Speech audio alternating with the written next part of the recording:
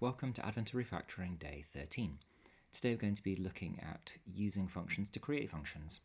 So our process events list here has given a list of events and the current user. It then checks to see if the user is attending one of those events.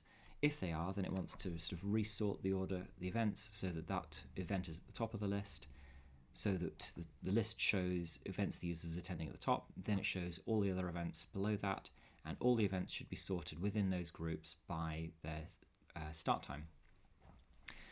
JavaScript sort functions are given, they take a callback that is given two things, A and B we'll call them, and it needs to return either -1 if the first thing should go first, 1 if the second thing should go first, and 0 if they're the same. So the function's in here in the middle of this other potentially much larger thing. And this function here can only take these two parameters.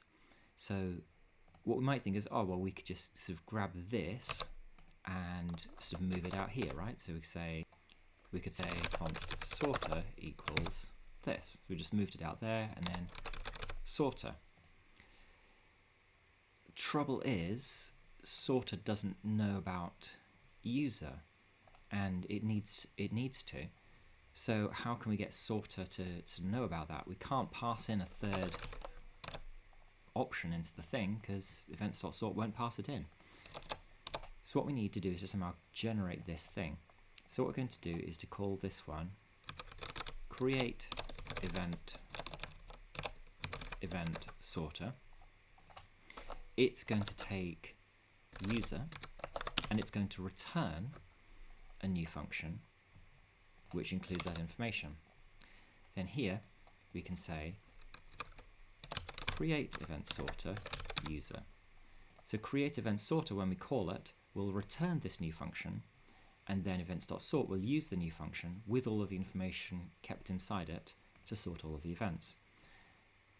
So this is super convenient. There's lots of times when we need to do this type of thing, and this extracting and sort of turning into a thing VS Code can sometimes do correctly for us. So let's go back to where we were before.